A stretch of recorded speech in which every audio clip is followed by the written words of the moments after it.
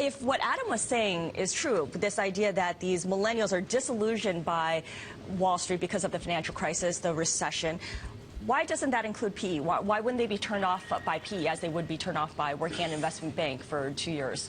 Well, you know, to be fair, I think there are some people that have gotten disillusioned with PE after the bubble burst, but it's still an incredibly attractive industry. I think you mentioned at the top of your show that millennials are the kind of people that want to be in a position of ownership and running the show, whereas the difference between consulting or investment banking or other services industries like going into law, you're not giving advice, you actually get to be an owner and you get to run the show, so you get to sort of have a vision for what you want a company to be and realize it rather than just standing on the sidelines. So is PE a pathway towards being your own boss or starting your own company?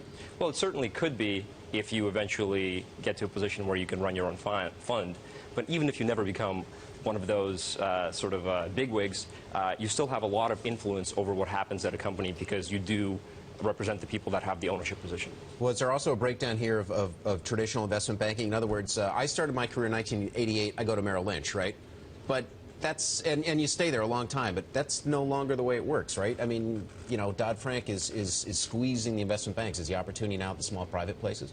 Well, so I've never having been an investment banker, it's hard for me to comment. Certainly I've heard the same things that you have, that investment banking has become maybe not quite the gold rush that it used to be, and some of the more boutique banks are now becoming places where people want to go, and private equity as well. The challenge I have with this analysis is it is a razor-thin part of millennials. My experience is, whether in the hedge fund community or in private equity, these are millennials of prodigious resume and prodigious abilities, and that makes up a very small part of the millennial public. Most of them can't get a job and are just lucky to have something coming in. That's certainly true. This does tend to be sort of the top of the pile, and it does represent a very, very small number of people. Yeah. The industry as a whole is only in the tens of thousands of people, which is a vanishingly small number.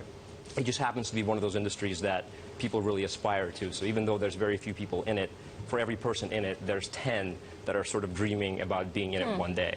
Sure, but PE finance in general is still attracting a lot of these top quality talent in terms of millennials. Talk about the pay and the compensation in private equity, say, versus at the investment banks.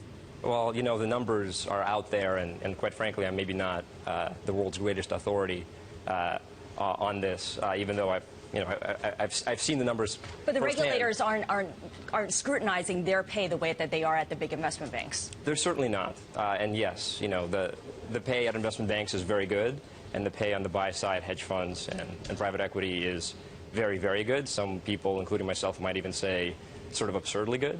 But at the same time, it's not growing like it used to, because fees are coming down, competition is increasing, returns aren't what they used to be. So again, it's not the gold rush of the 80s or the 90s. These industries aren't minting billionaires left and right anymore. They can go into the gold rush of international relations. Gideon Rose with Foreign Affairs magazine. I mean, from where you sit on Park Avenue, and I believe it's 67th, this is a rarefied group, isn't it? I mean, it's not 1 out of 10 or 1 out of 100. It's 1 out of 1,000 looking for these fancy jobs. It is indeed an extremely tiny group. On the other hand, it does represent a generational sort of aspiration not to listen to anybody. I look at my kids and they don't. You see a shift here? Yeah, absolutely. I think each generation is less willing to take things on faith and accept the authority of the previous one. I mean, the kids these days won't let you do anything, and so the idea they grow up to people who don't want to be listening to somebody else as a boss and just be the boss themselves. That my 10-year-old daughter would agree with that.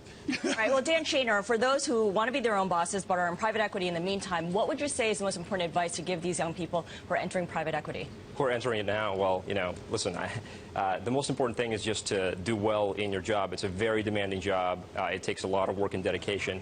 But if you stick to it and if you learn the skills that private equity can teach you, you learn to evaluate businesses, you learn to invest in businesses, and more you're learning how to run businesses. That gives you the full toolkit of what you might need in order to become, let's say, an entrepreneur, or even slot it in as a high-level executive. All right, Dan Shaner, thank you so much. Thank you very much. He's written a guide, a 220-page guide explaining the recruiting process for private equity.